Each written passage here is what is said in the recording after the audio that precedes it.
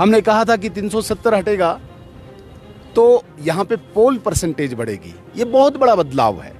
सवाल अभी हमारे कैंडिडेट उठाने का, प्रत्याशी उठाने का नहीं है। सवाल है एक पिच बनाने का, एक टर्फ बनाने का। इस टर्फ पे अब कोई भी खेल सकता है। भारतीय जनता पार्टी अब जब चाहे जीत जाए। यहाँ पे बहुत बड़े बड़े फतवा जारी करने वाले लोग कि वोट में नहीं जाइए, बाइकाट कीजिए, आज वो खुद लाइन में खड़े थे। आज तो कहने में ये भी आया कि भाई जमात जो बैंड ऑर्गेनाइजेशन है उसके बड़े बड़े अधिकारी भी आज लाइन में खड़े थे। आज उनको भारत के लोकतंत्र को स्वीकार करना पड़ा। ये बहुत बड़ी जीत है और विपक्ष की बहुत बड़ी हार है। हमें पूरा यकीन है कि असेंबली इलेक्शन सितंबर में होगा और मैं बड़े दावे के साथ कहता हूं, पहले भी आपके साथ कहा है कि हम सरकार बनाएंगे, लेकिन उसका क्या मास्टर प्लान है, कश्मीर में क्या होगा। एमपी, 2 एमपी हमारे सरकार को कोई बड़ी बात नहीं है।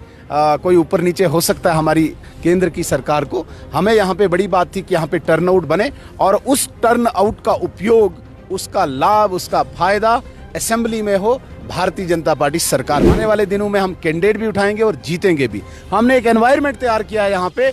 एक छोटा सा छोटा वर्कर, एक छोटा सा छोटा इंसान जो आज के बाद कहेगा कि मुफ्ती और अब्दुल्ला खानदान के अलावा भी यहाँ पे आम व्यक्ति यहाँ पे रिप्रेजेंटेटिव बन सकता है। ये एनवायरनमेंट नरेंद्र मोदी जी ने दिया। ये बदलाव 370 के बाद। जो विपक्ष ये इल्ज़ाम लगा रहा था कि कश्मीर में बदलाव नहीं आया, मुझे लगता है कि आज उनको आंखें खुल गई होंगी।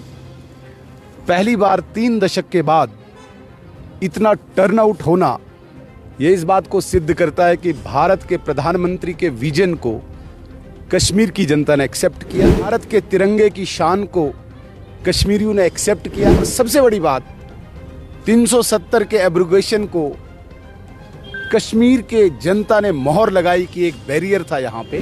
अभी हमें कोई दिक्कत नहीं है। हमारे लिए सबसे बड़ी चुनौती जो थी वो यहाँ पे शांतिमय एक वातावरण देना, कंडूसिव एनवायरनमेंट देना, जिस एनवायरनमेंट में डाउनटाउन जैसे क्षेत्र में, मैं अभी तक वहीं पे था, आम इंसान बिल्कुल चेहरा खोल के, कोई चेहरा छुपा के भी नहीं, चेहरा खोल के भारत के लोकतंत्र को मोहर लगाए और 370 की एब्रिवेशन को स्टैंप लगाए। आज ये सिद्ध हो गया कि 370 का हटना कश्मीर की जनता का एक बहुत बड़ा एक्सेप्टेंस आज दिखा। ये बहुत बड़ी जीत है, बहुत बड़ी सक्सेस है। हम जिस ग्राउंड की बात कर रहे थे, यहाँ पे विपक्ष ने एक एनवायरनमेंट क्रिएट किया था, अलगाववादियों को संरक्षण देके, आतंकवादियों को संरक्षण देके, पत्थरबाजों को संरक्षण देके एक एनवायरनमेंट तैयार किया था जिसमें केवल 1000-2000 वोट लेके प्रतिनिधि बनते थे। फारूक अब्दुल्ला साहब 2% वोट लेके एमपी बनते थे। आज इनको नानी याद आएगी। पोल परसेंटेज बढ़ेगी, उतने लोगों के पास जाना पड़ेगा, अन्यथा ये केवल 2 सेपरेटिस्ट लोगों के पास जाते थे। आपके बातों से कुछ मैंने और अफवाहें सुनी कि भाजपा जो है लोकसभा पे कम फोकस कर रही है। एक्चुअल प्लान जो है, मास्टर प्लान भाजपा का, वो असेंबली इलेक्शन के लिए है। आपकी बातों से मुझे यही लगा कि आप असेंबली इलेक्शन के लिए बहुत बड़ी तैयारी कर रहे हैं। क्या है वो मास्टर प्लान? मसूद साहब, अभी मास्टर प्लान इस लाल चौक में अभी डिस्कस करना बहुत जल्दी है, लेकिन मुझे आज बहुत बड़ी खुशी हुई है। आज उन लोगों की आत्माओं को भी शांति मिली होगी जिन्होंने अपने यहाँ पे इस लोकतंत्र के लिए, इस संविधान के लिए, इस राष्ट्र के लिए खून बहाया। आज उनकी आत्माओं को शांति मिली होगी और आज वो देश विरोधी जिन्होंने यहाँ पे खून खराबा किया, जिन्होंने यहाँ पे बंदूक लाई, आज जो कब्रों में दफन है, उनको जवाब है। आज यहाँ की कश्मीर की जनता ने आज जवाब दिया। जिस त्राल में आतंकवादियों की गोलियों की गड़गड़ाहट से चुनाव का दिन बिल्कुल कर्फ्यू जैसा माहौल होता था, आज उस त्राल में हमारी माताएं, बहनें, हमारे बुजुर्ग खुले आम वहाँ पे वोटिंग कर रहे हैं। ये मसूद साहब, आप इस बात को बिल्कुल मोहर लगाइए कि नरेंद्र मोदी जी ने जो 370 को यहाँ पे हटाया, इतना कंडूसिव एनवायरनमेंट दिया, एक आम व्यक्ति को, एक आम नौजवान को आज कम से कम ये अपेक्षा अपने मन में आ रही है कि मैं भी कल यहाँ पे एमएलए बन सकता हूँ, मैं भी यहाँ पे एमपी बन सकता हूँ। जहाँ तक बात आती है असेंबली इलेक्शन की, हमें पूरा यकीन है कि असेंबली इलेक्शन सितंबर में होगा और मैं बड़े दावे के साथ कहता हूँ, पहले भी आपके साथ कहा है कि हम सरकार बनाएंगे, लेकिन उसका क्या मास्टर प्लान है, कश्मीर में क्या होगा।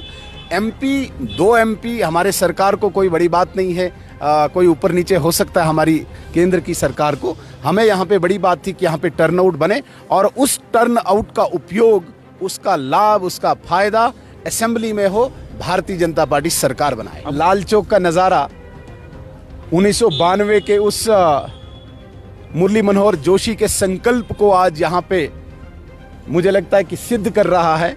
जब उन्होंने एकता यात्रा लाल चौक के लिए रवाना की थी, केवल यहाँ पे हमने तिरंगा चढ़ाना था, उसके लिए यहाँ के हालात, यहाँ की सरकार और केंद्र की सरकार जो कांग्रेस की सरकार थी, उनने रोका था और बाय एयर कुछ लोगों को बहुत बड़ी प्रोटेक्शन में तिरंगा चढ़ाने के लिए इजाज़त दी थी। आज मुझे बड़ा गर्व हो रहा है, आज मुझे बड़ा फक्र हो रहा है कि जगह जगह के लोग, ये देखिए चाहे हिंदू है, मुस्लिम है, तमिलनाडु का है, केरल का है, मध्य प्रदेश का है, कर्नाटका का है, इस लाल चौक जैसे स्थान पे, इस ऐतिहासिक स्थान पे सेल्फी ले रहे हैं और वो तिरंगा लहरा रहा है। जिस तिरंगे को लहराने के लिए यहाँ पे कितने ही नौजवानों ने शहादत दी। तो ये प्रतीक है, ये इस वक्त दर्शाता है कि यहाँ के हालात धीरे धीरे सामान्य हो रहे हैं। इसमें बहुत बड़ी कंट्रीब्यूशन भारत सरकार, भारत के प्रधानमंत्री नरेंद्र मोदी जी की है और विशेष जो मैं मुबारकबाद देना चाहूँगा आदरणीय गृह मंत्री अमित शाह जी को है, जिनके कारण इस प्रकार का एनवायरनमेंट यहाँ पे मिला है। चलिए, बहुत बहुत शुक्रिया। मेरे साथ हैं सुनील शर्मा जी, जो कश्मीर के इंचार्ज हैं और कश्मीर की सियासत को बड़े टाइम से आजमा रहे हैं, परख रहे हैं और जो ग्राउंड है उसको बना रहे हैं। उन्होंने कहा कि ये 2 या 3 सीटें हमारे लिए मैटर नहीं करती हैं, लेकिन अभी आने वाला जिस तरह से तमाम अपोजिशन पॉलिटिकल पार्टीज़ कहते हैं कि सेमीफाइनल है ये और फाइनल आने वाला है, बीजेपी अभी फाइनल की तैयारी कर रही है। इनका क्या कुछ कहना था और क्या सोच जा रहे हैं, आप किस तरह देखते हैं, इनको कमेंट सेक्शन में ज़रूर लिखिएगा।